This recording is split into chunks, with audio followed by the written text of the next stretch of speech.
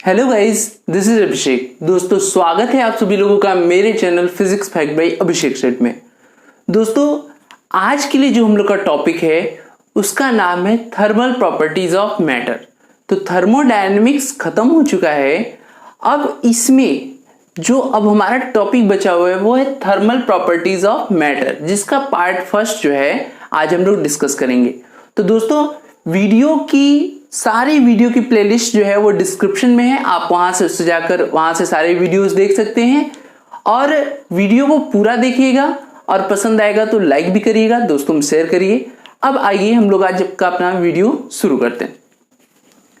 Question है, the thermo EMF in volt of a thermocouple is found to vary with temperature theta in degree Celsius in accordance with the relation E equal to 40 theta minus theta square by 10, where cold junction is at 0 degree Celsius and hot junction is at theta degree Celsius.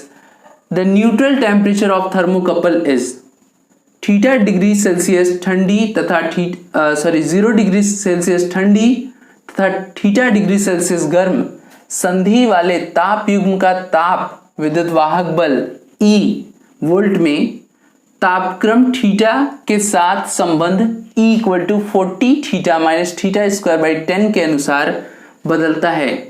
ताप युग्म का उदासीन ताप है।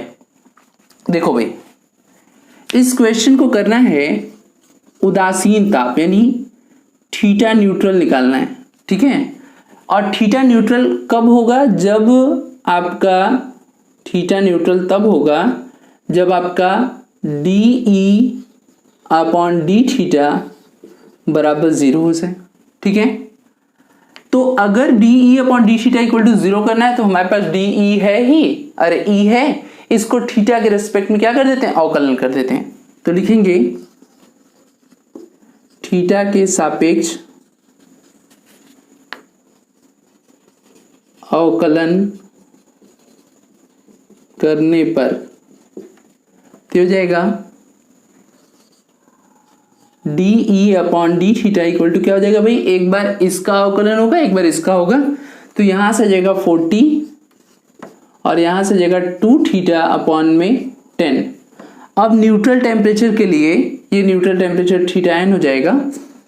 इसके लिए हमको इसकी वैल्यू किसके बराबर दिखानी है? 0 के बराबर, ठीक है। तो अब देखिए 40 माइनस या माइनस क्या, इस चीज को, इस माइनस वाले को उस तरफ लेकर जाएं तो ये equal to 2 theta N upon 10। 2 से 10 को कट करिए तो 40 equal to theta upon theta N upon 5। Theta N equal to कितना हो जाएगा? 200 डिग्री सेल्सियस, और यही उसका न्यूट्रल टेम्परेचर है। ओके, क्लियर है। अब हम लोग दूसरे क्वेश्चन की तरफ चलते हैं। When two sample of different temperature are mixed, the temperature of the mixture can't be, यानी जब दो सैंपल अलग अलग ताप पर मिलाया जाता है तब मिश्रण का ताप नहीं होगा। तो भाई देखो, मान लो कि हमारे पास एक 100 डिग्री सेल्सियस पे एक वस्तु है, एक वाटर का एक पूरा है। मान लो कि किसी बर्तन में कोई जल भरा है 100 डिग्री पर और दूसरे किसी वेसल में, किसी बर्तन में 60 डिग्री पर भरा है। हम दोनों को मिलाकर मिक्सर करेंगे तो कितना हो जाएगा? टेम्परेचर 80 डिग्री, अगर समान मात्रा में जल है तो जब भी ताप होगा तो जो न्यूनतम है उससे अधिक हुआ, जो कम ताप है उससे कम ताप वाली जल से मिक्सर का ताप अधिक होगा और अधिक वाले से कम होगा। भाई 80 है तो वो 60 से अधिक होगा और 100 से कम होगा, यानी कि मिक्सर का जो टेम्परेचर होगा वो दोनों टेम्परेचर के बीच में लाई करेगा। और यहां है कि नहीं होगा, तो नहीं होगा तो दो चीजें पॉसिबल नहीं है। न्यूनतम ताप से कम व अधिकतम ताप से अधिक, यानी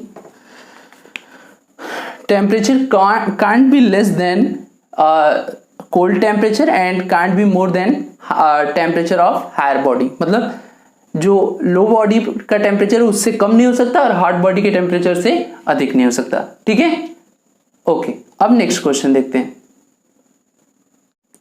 क्वेश्चन नंबर 3 है, two identical bodies are placed in an evacuated vessel maintained at temperature of 27 degrees Celsius. The temperature of first body is 327 degrees Celsius and that of second body is 227 degrees Celsius. The ratio of rate of heat loss from two bodies is approximately, दो समान पिंड एक निर्वात बर्तन में रखे हैं जिसका तापमान 27 डिग्री सेल्सियस है। प्रथम पिंड का तापमान 327 डिग्री सेल्सियस तथा द्वितीय पिंड का तापमान 227 डिग्री सेल्सियस है। दोनों पिंडों में होने वाली ऊष्मा ह्रास की दर का अनुपात है। ठीक है, आपको निकालना है ratio of rate of heat loss. तो उसके लिए जो फॉर्मूला होता है वो होता है sigma T minus T not power 4। ठीक है, पहले वाले के लिए ये सपोज कर लेते हैं और दूसरे वाले के लिए ये सपोज कर लेते हैं। यहां टी नॉट क्या है, वेसल का टेम्परेचर। अब देखो रेशियो डिवाइड कर दीजिए, सिग्मा सिग्मा कट गया। अब T1 327, इसमें आपको 273 ऐड करना है ताकि ये एब्सोल्यूट टेम्परेचर में पहुंच जाए। तो 227 ऐड करेंगे तो यहां हो जाएगा 600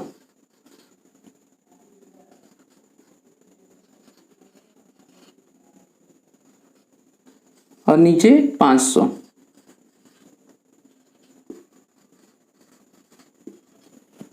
इसको आप ऐसे लिख सकते हैं,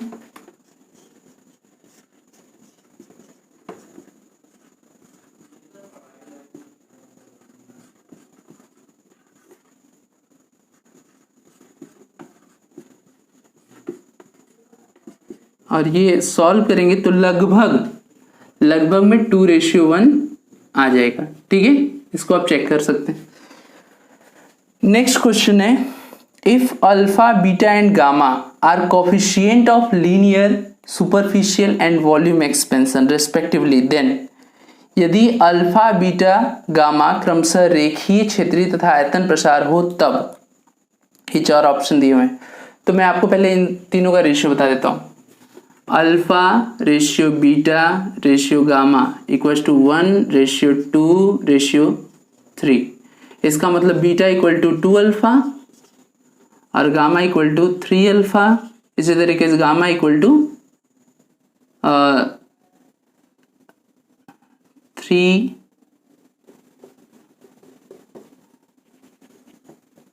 2 बीटा इक्वल टू 3 गामा। तो यहां से बीटा अपन गामा की वैल्यू क्या आ जाएगी, 3:2। सॉरी उल्टा हो गया, 3 बीटा 2 गामा, और यहां से आपका ये आ जाएगा 2/3 जो इसको फॉलो करता है। तो इसको फॉलो करने वाला ये एक दिख रहा है, ये हो जाएगा। बाकी और किसी को भी आप चेक करेंगे, जैसे मान लीजिए यही वाला चेक कर लेते हैं। तो यहां से आ रहा है 2 बीटा इक्वल टू गामा, अरे अल्फा, और जबकि हमारा अल्फा इक्वल टू 2 जो है बीटा इक्वल टू 2 अल्फा होना चाहिए। तो यहां से ये इसको फेल कर रहे हैं, ये वाला सेटिस्फाई करेगा और ये वाला ही आंसर होगा। ठीक है, चलिए अब नेक्स्ट क्वेश्चन देखते हैं। क्वेश्चन नंबर 5 है, a uniform metal rod is used as a bar pendulum if the room temperature rises by 10 degrees Celsius and the coefficient of linear expansion is 2 × 10⁻⁶ per degree Celsius, the time period of the pendulum will have percentage increase by। एक समान धातु की छड़ का उपयोग छड़ लोलक की भांति होता है। यदि कमरे का ताप 10 डिग्री सेल्सियस बढ़ा दिया जाए और रेखीय प्रसार गुणांक 2×10⁻⁶ प्रति डिग्री सेल्सियस हो, तब लोलक के आवर्तकाल में प्रतिशत बढ़ोतरी होगी। तो भाई देखिए, इसके लिए आपको जो करना है सबसे पहले फॉर्मूला लगाना है डेल्टा टी अपॉन में T equal to 1/2 alpha delta T.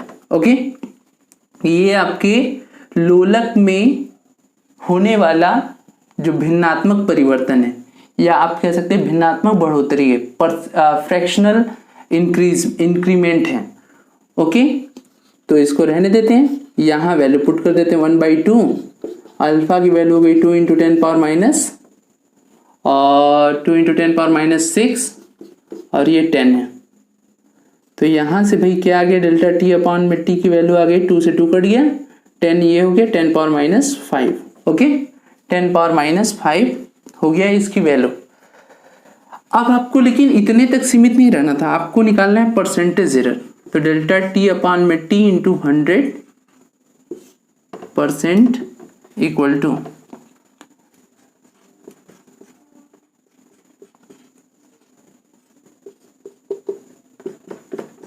10 power minus 3%, या इसको कह सकते हैं 1 × 10 power minus 3%।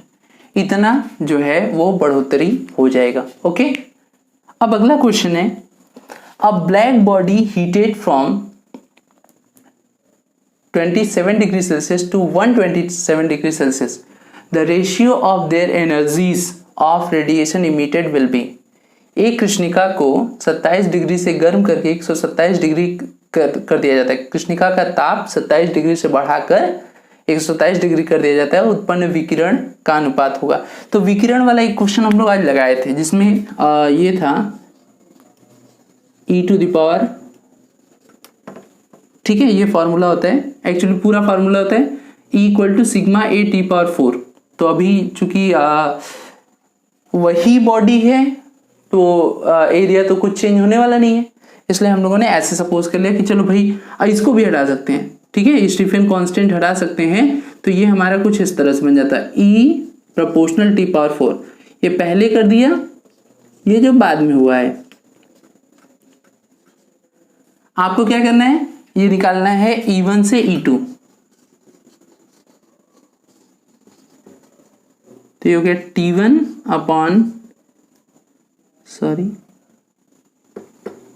T1 upon T2 के पावर 4। अब T1 है 27, इसमें 273 ऐड करेंगे तो कितना आ जाएगा 300, और यहाँ पर 400। तो ये हो जाएगा 300 अपॉन 400 के पावर 4। ये 0 0 कट कर दीजिए, फिर 3 का 4 होता है 81 और ये 256। तो इन दोनों का रेशियो कितना आ गया 81:256। ओके, क्लियर है। चलिए हम नेक्स्ट क्वेश्चन देखते हैं। क्वेश्चन नंबर 7 है, 104 degree Fahrenheit temperature is equivalent to the temperature in Celsius is. 104 degree Fahrenheit ताप निम्न में से किसके समतुल्य है, या उसे आपको सेल्सियस में बदलना है। तो देखिए जो फॉर्मूला है वो ये है, degree Celsius upon 5 equal two degree Fahrenheit minus 32 upon में 9। यहाँ से हम वैल्यू पुट कर देते हैं 104 माइनस 32 अपॉन में 9। इसे करने पर 72 आएगा, यहाँ से 9।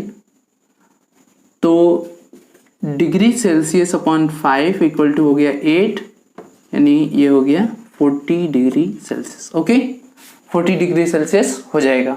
ये फॉर्मूला है, इस फार्मूले को आप ध्यान में रखेंगे। अगला क्वेश्चन है, the temperature coefficient of resistance of a wire is 0.00125 per degree Celsius. If its resistance is 1 ohm at room temperature 27 degrees Celsius, then at which temperature the resistance will be 2 ohm. किसी तार का ताप प्रतिरोध गुणांक alpha equal to 0.00125 प्रति degree Celsius है। यदि उस तार का प्रतिरोध कमरे के तापमान 27 डिग्री सेल्सियस पर 1 ओम हो, तब किस ताप पर उसका प्रतिरोध 2 ओम होगा। तो इसके लिए जो हम लोग फार्मूला लगाएंगे वो है RT equal to R0 bracket में 1 प्लस अल्फा टी। यहाँ टी वो तापमान है जिस पे प्रतिरोध कितना है RT और R0 0 मतलब इनिशियल टेम्परेचर है। तो यहाँ से भी ये इनिशियल टेम्परेचर तो आपका 1 आ गया, ठीक है, यहाँ से इनिशियल टेम्परेचर आपका 1 आ गया और ये हो गया 1 + αT, यानी 1 = αT। तो T = हो गया 1/α। अब जो अल्फा है इसकी वैल्यू 1000125, इसे सॉल्व करने पर आ जाएगा आपका पहले क्या करिए,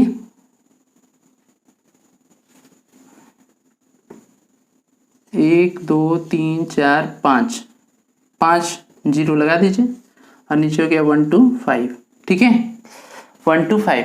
इसको डिवाइड कर देते हैं तो ये हो जाएगा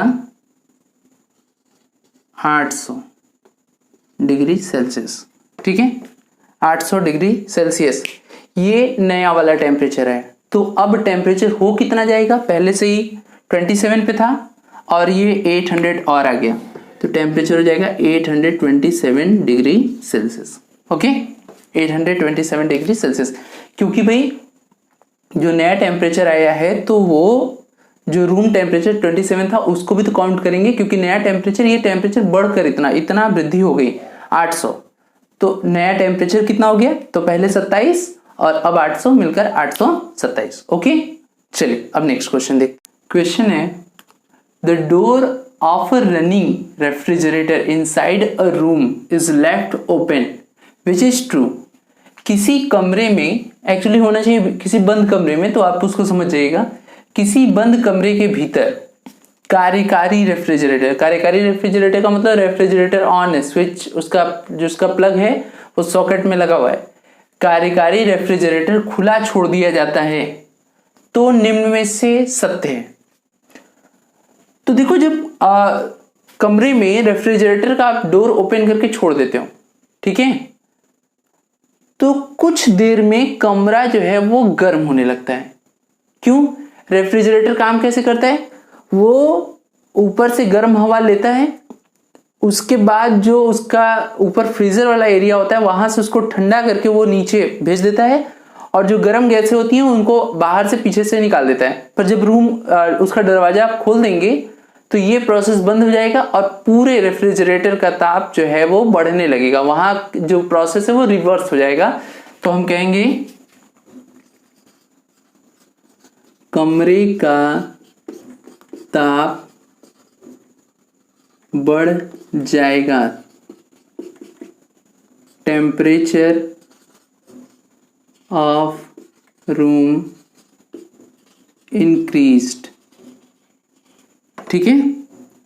अगला क्वेश्चन है when a piece of iron is heated its radiation colour changes from dull red to yellow to white, this can be explain bye.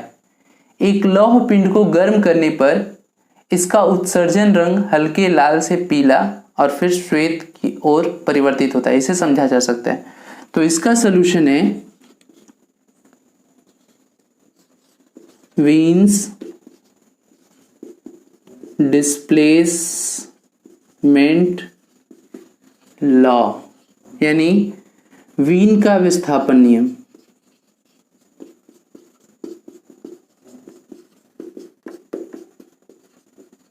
अच्छा, वीन का विस्थापन नियम होता क्या है? इन्होंने बताया था कि जैसे जैसे कृष्णिका का ताप बढ़ाते